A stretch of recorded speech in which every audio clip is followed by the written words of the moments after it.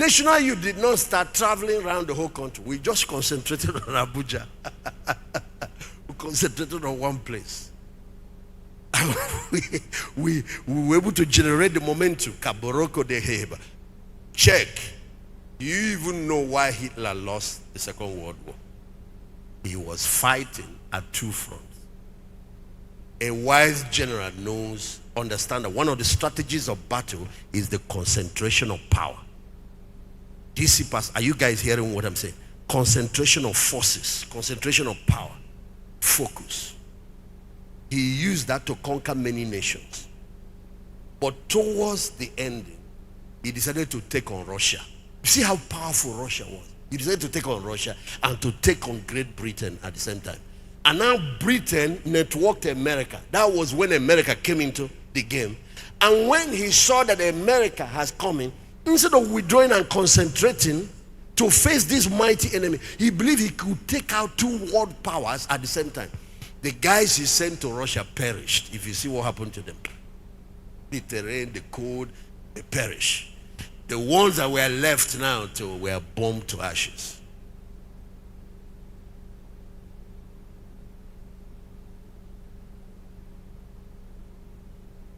There were times America did that.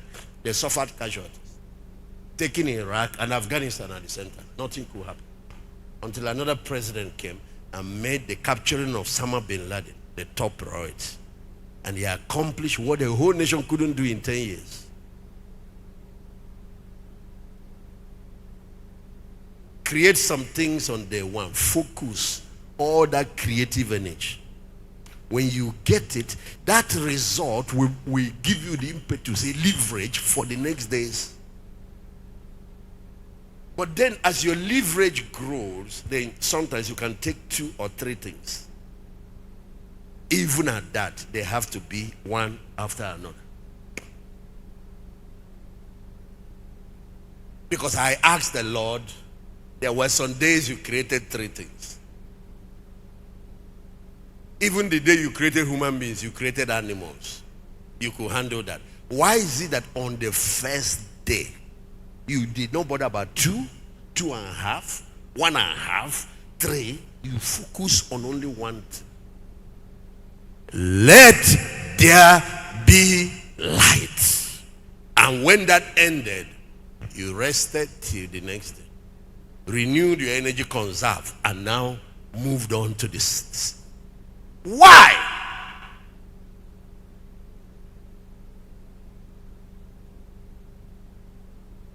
He said to me, what I created on that day was the foundation for every other thing that was created. And he said, when you want to build a ministry, when you want to engage in building a business or an organization, when you want to build society, you want to engage in nation building, start where I started. Nothing else will work till you first bring in light. If you don't create light, you can't create any other thing. I said, what? He said, if you don't create light, nothing else can be created and be sustained. So I now said, what exactly is this light? Because I got to understand light was created on day 1, but sunlight was created on day 4.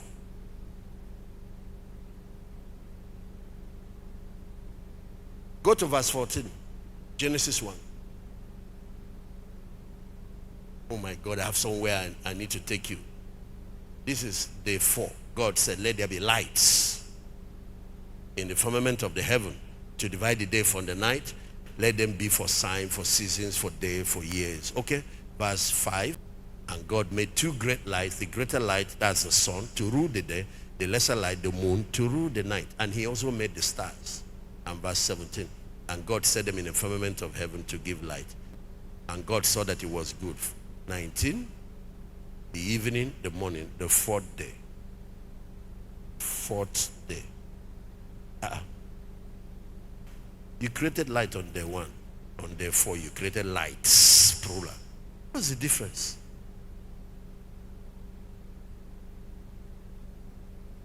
Because I would have started with lights so that we can see. So which other light was there on day one? What was that light? Okay, go to day one. Go to where he said, let there be light. Verse 2 said the earth was without form and void. Darkness was upon the face of the deep. And God said in verse 3, let there be light. And there was light. And verse 4, and God saw the light that it was good. And God divided the light from the darkness. Separated light from darkness. And God called the light day, and darkness he called night. And the evening, the morning, the first day. There was no sun, no moon. Yeah, there was light. What light was that? Because once you turn off the sun, I don't see light. If you switch off the sun and the moon and the stars, I don't see any other light. Have you seen pitch darkness in the night before?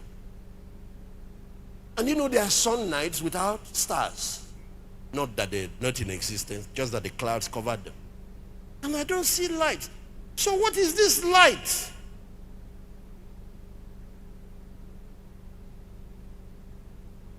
That's where transformation begins, if we can discover what it is. That's where nation building begins. And this is the message God gave Moses to a bunch of slaves. If you meet them in slavery, turn on the first light, then other things can be possible. Turn on that first light, then the rest of the things you want to see can be possible. Ladies and gentlemen, young men and women of Cross River State, listen to me and listen good.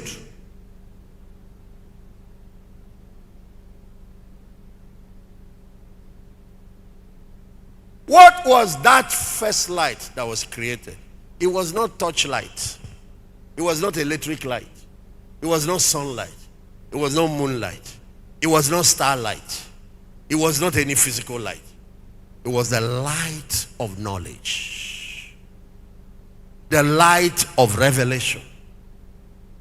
The light of illumination, of illumination. Okay. If I'm the one saying it, you can challenge it. The man that said, let there be light, let's listen to him as he explains what he created.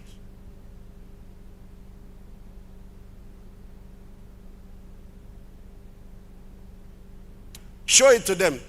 2 Corinthians chapter. God who commanded light. Look at it. 2 Corinthians chapter 4 verse 6. For God who commanded light to shine out of darkness. This is what God did in day one. So here he explains what it is. Has shined in our hearts. Listen, the type of light that was created in day one illuminates people's heart and people's mind. Do you know any torchlight that can illuminate the mind? Or any electric light that can illuminate the inside? Do you know any sunlight that can get inside and illuminate people? This light can enlighten people within. He has shined in our hearts to give the light of knowledge. The light of what? The light of what? The light of what? The light of what? The light of what?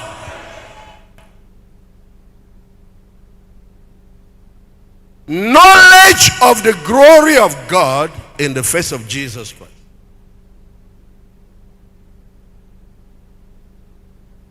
It starts with knowledge of God. And this is exactly what the Bible means in Isaiah chapter 11 verse 9. He said, God will pour the seven spirits of God, and when he does, that seven spirits of God, look at verse 2. Verse 2 said that they will see what type of spirit it is. Okay, let's read verse 9 first. Everybody read, 1 to go. They shall not hurt nor destroy in all my holy mountain, For the earth shall be full of what? Full of what? Knowledge of the Lord as the waters cover the sea.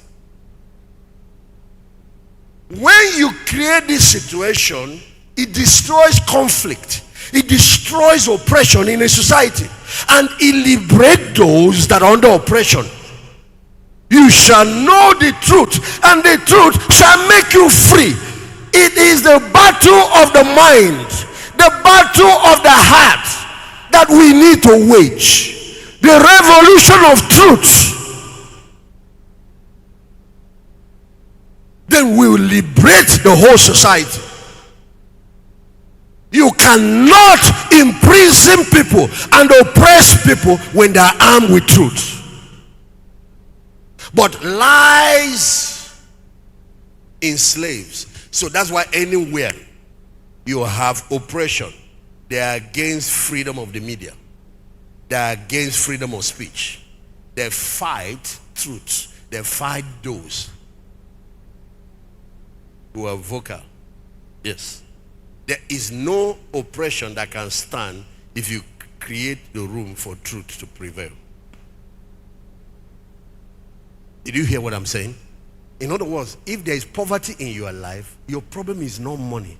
Your problem is that there is a missing link in your head. Knowledge. There are things you don't yet understand. If the enemy is oppressing you, demons come to harass you, witches come to bite you. There are things you have not understood. Stop running around looking for physical things. Don't look for trees yet. Don't look for animals yet. Don't look for elephant. Don't look for mountains. Get the first thing. Let there be light.